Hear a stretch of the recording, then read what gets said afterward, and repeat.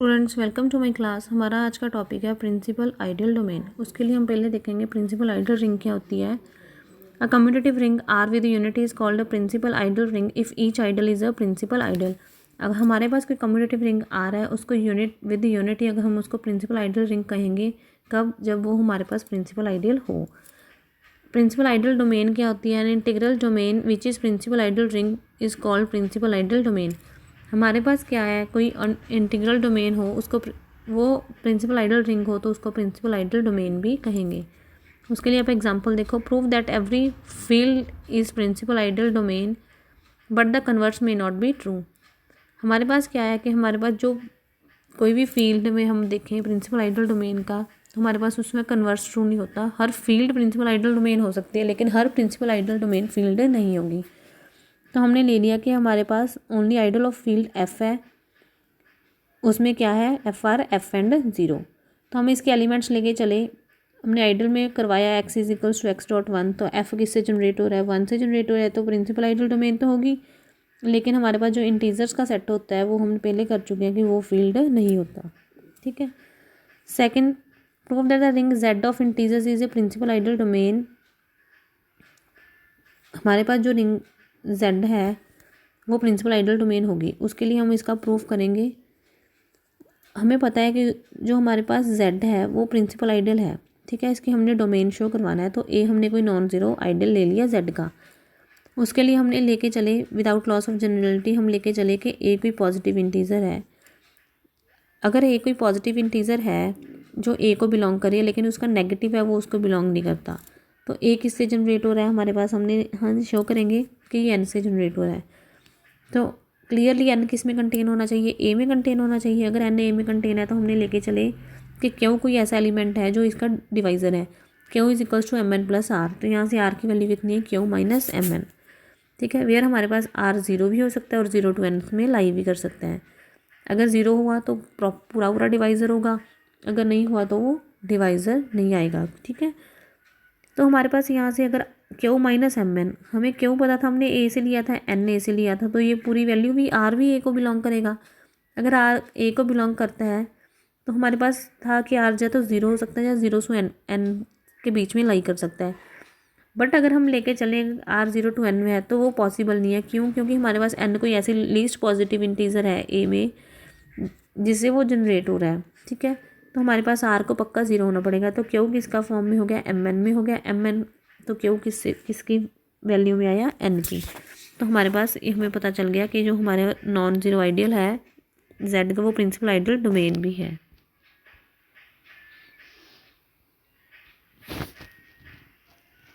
Next theorem, every irreducible element is a principal ideal domain is a prime element. हमारे पास हर reducible element जो principal ideal domain होगा वो prime element भी होगा। ठीक है जी। नेक्स्ट देखो, in a principal ideal domain an element is prime if and only if it is irreducible. जो हमारे पास प्रिंसिपल आइडियल डोमेन है उसके एलिमेंट प्राइम होंगे कब होंगे, जब वो इरेड्यूसिबल हो। अगर इरेड्यूसिबल है तो प्रिंसिपल आइडियल डोमेन के एलिमेंट प्राइम होंगे। अगर प्रिंसिपल आइडियल डोमेन के एलिमेंट्स प्राइम है तो वो इरेड्यूसिबल भी होंगे। Next, determine all the associates of one plus under root of minus five in Z under root of minus five. हमने इसके सभी एसोसिएट्स निकालने हैं। तो हमें पता है इसके एसोसिएट्स कितने होंगे, वन एंड माइनस वन। ठीक है। तो हमने इसके डायरेक्टली हमें पता चल रहा है कि वन और माइनस वन अगर इसमें अप्लाई करें तो ये इसके आइडियल एसोसिएट्स बनेंगे। एसोसिएट्स में हमारे पास क्या था, ए, हम कोई ए डॉट बी लेके चलते थे। ठीक है। तो उसके आप डेफिनेशंस रीड करना पहले, फिर आपको ये अच्छे से समझ आ जाएगा। सेकंड आप खुद करना एग्जांपल, ट्राई कर लेना, अगर कोई डाउट हो तो पूछ लेना।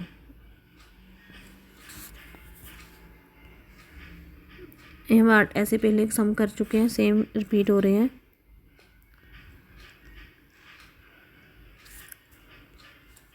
नेक्स्ट हमारे पास है जीसीडी और एचसीएफ। अगर आर हमारे पास कोई कम्यूटेटिव रिंग हो with identity A B R को बिलोंग कर रहे हैं सच दैट हमारे पास ए और बी दोनों नॉन ज़ीरो हों, तो हमारे पास डी कोई ऐसा एलिमेंट आता है उसमें आर में बिलोंग करता है जिसको हम ग्रेटेस्ट कॉमन डिवाइज़र और हाईएस्ट कॉमन फैक्टर कहते हैं ए और बी का। तब हमारे पास क्या होता है, डी ए का डिवाइज़र है और डी बी का भी डिवाइज़र होगा। एक्स ए का डिवाइज़र है, एक्स बी का डिवाइज़र है, तो एक्स डी का भी डिवाइज़र होगा। ठीक है, तो हमारे पास डी क्या है, ग्रेटेस्ट कॉमन डिवाइज़र है किसका, ए और बी का। नेक्स्ट को प्राइम और relatively prime. Two non zero elements A and B of a commutative ring with unity are called relatively prime or coprime of each other if a and b is a unit. A और B associate कर रहे हैं one को। हमारे पास दो elements हो A और B commutative ring with unity के, तो हम उसको रिलेटिवली प्राइम और को प्राइम कहेंगे जब हमारे पास ए बी क्या हो, एसोसिएट करें वन को, यूनिट को। ठीक है जी। नेक्स्ट हमारे पास है LCM. Let R be a commutative ring with identity. Let AB belongs to R such that A, B is not equal to 0 and element C belongs to R is called the least common multiple of A and B if A divided by C and B divided by C। ठीक है, अगर हमारे पास कोई R commutative ring हो with identity, उसके हमने दो एलिमेंट्स ले लिए A एंड B, दोनों बोथ नॉन ज़ीरो हैं, तो हम लीस्ट कॉमन मल्टीपल हमारे पास क्या होगा, हमने कोई सी ले लिया लीस्ट कॉमन मल्टीपल, तो ए सी का भी डिवाइज़र होगा और बी भी सी का डिवाइज़र होगा। अगर ए वाई का डिवाइज़र है, बी वाई का डिवाइज़र है, तो सी वाई का भी डिवाइज़र होगा। ठीक है, तो हमारे पास सी क्या होगा, एलसीएम होगा ऑफ ए बी। इसके एग्जांपल्स रीड कर लेना, आपको सिंपली पता ही है कि हमारे पास एलसीएम और एचसीएफ क्या होते हैं।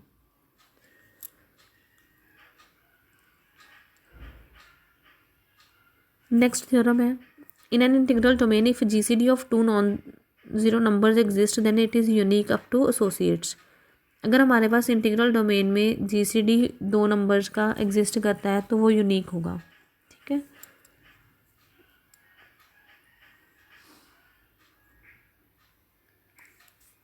नेक्स्ट हमारे पास इन थ्योरम्स के आपको प्रूफ नहीं करने, सिर्फ रिजल्ट्स याद होने चाहिए। In an integral domain if LCM of two non-zero numbers exists it is a unique up to associate। Second है हमारे पास, अगर हमारे पास पहले इसमें देखो इंटीग्रल डोमेन में अगर एलसीएम हो दो नंबर्स का वो भी यूनिक होगा। नेक्स्ट हमारी थ्योरम है, if R is a PID then every pair of non zero elements A and B of R has GCD and LCM। Further, if D is equals to AB, then D is equals to AX plus VY for some XY belongs to R। ठीक है, अगर हमारे पास कोई R particular integral domain हो तो हमारे पास जो नॉन जीरो एलिमेंट्स का पेयर है A एंड B हमने ले लिया, वो हमारे पास क्या है, GCD और LCM है, तो D उसमें हमारे पास कोई ऐसी फॉर्म में होगा जो AB के पेयर में लिखा जाएगा, तो D is equals to AX plus BY की फॉर्म में आएगा।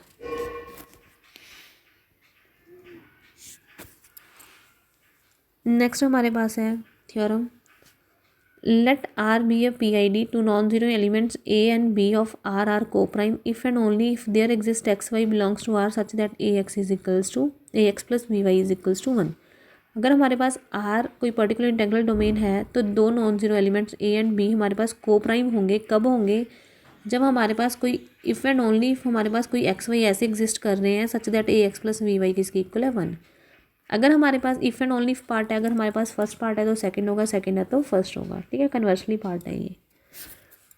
आप ये एग्जांपल देखो, find the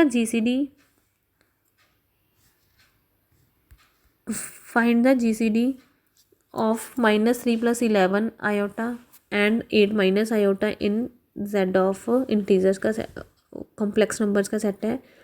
also find XY belongs to ZI such that -3 + 11 iota 8 - iota is equals to, इस फॉर्म में होगा AX प्लस A, B किस फॉर्म में आ गए, AX प्लस BY की फॉर्म में। ठीक है, तो यूक्लिडियन एल्गोरिथम के अकॉर्डिंग हमारे पास ये वैल्यू होती है -3 + 11 आयोटा ओवर 8 - आयोटा। ठीक है, तो हमने इसको क्या किया, कॉम्पोनेंडो अप्लाई कर दिया, कॉम्पोनेंडो डिविडेंडो।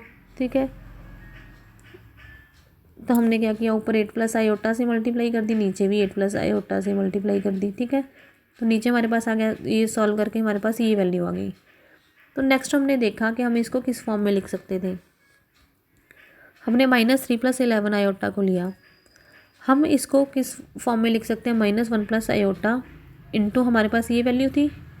ठीक है, हमने पूरी वैल्यू को देखा था। अगर मैंने सिर्फ इसकी वैल्यू लेनी है तो ये 8 - आयोटा इसकी मल्टीप्लाई में जाएगा, तो मल्टीप्लाई में लगा दिया, तो हमारे पास ये इस फॉर्म में आ गया।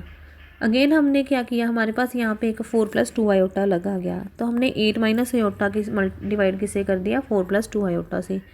देन इसकी 4 - 2 आयोटा से मल्टीप्लाई कर ली इसकी, और 4 - 2 आयोटा से डिवाइड कर दिया, तो हमारे पास ये आंसर आया। इसमें हमारे पास कौन सी वैल्यू आई, एक हमारे पास आ गई इसमें ये वाली वैल्यू, ठीक है। तो यहाँ पे 8 - आयोटा की वैल्यू क्या आएगी, ये 4 + 2 आयोटा दूसरी साइड जाके मल्टीप्लाई होगा, हमने मल्टीप्लाई कर दिया, तो यहाँ से हमारे पास इसका आंसर आ गया ये वाला, ठीक है, 8 - आयोटा की वैल्यू। तो हमें यहाँ से पता चल गया कि हमारे पास 2 + आयोटा जो है, अगर हमने अब 4 + 2 आयोटा, एक 2 + आयोटा एक्स्ट्रा आ गया हमारे पास, ठीक है। अब इसकी वैल्यू जो न्यू वैल्यू आई थी 4 + 2 आयोटा, उससे डिवाइड कर दिया, तो यहाँ से इसका आंसर आया 2। तो हमारे पास 4 + 2 आयोटा भी इस फॉर्म में आ गया। तो हमें पता चल गया यहाँ पे 2 + आयोटा हमारे पास आ रहा है, तो ये हमारे पास क्या होगा, इसका GCD होगा, ग्रेटेस्ट कॉमन फैक्टर होगा, ठीक है। इसने पूरा पूरा डिवाइड कर दिया, ठीक है, पूरा पूरा डिवाइड कर दिया, कुछ रिमाइंडर नहीं आएगा, तो ये हमारे पास क्या होगा, ग्रेटेस्ट कॉमन डिवाइज़र, ठीक है। नाउ हमने उसको x और y की वैल्यूज़ निकालनी, तो 2 + आयोटा को इस फॉर्म में लिखना शुरू किया। हम 2 + आयोटा की वैल्यू ले ली, 2 + आयोटा को हम लिख सकते थे 8 - आयोटा - 1 - आयोटा इंटू 4 + 2 आयोटा, इस इक्वेशन से, ठीक है जी। यहाँ से 2 + आयोटा की वैल्यू निकाल दी, उसको लिख दिया, सॉल्व किया, तो हमारे पास ये x और y की वैल्यूज़ आ गई, ठीक है जी। यहाँ तक आप ट्राई कर लेना, अगर कोई डाउट हो तो पूछ लेना। Thank you students, bye.